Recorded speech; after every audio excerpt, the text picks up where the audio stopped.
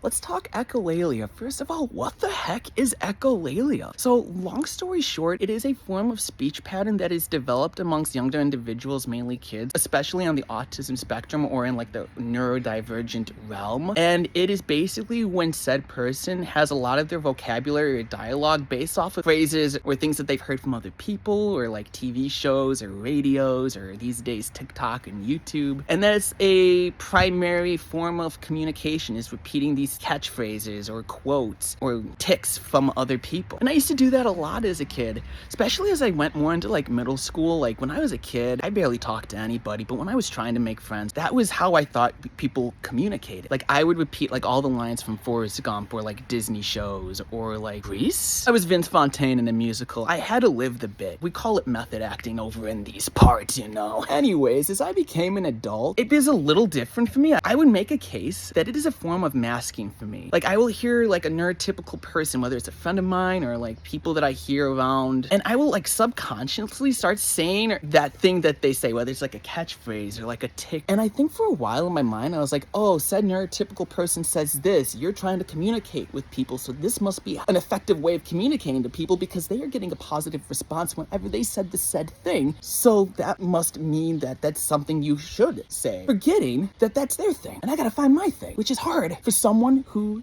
has a condition that makes it hard for them to find their way of communicating around the world around them. You know, man, it's just part of the journey. There's no shame in that.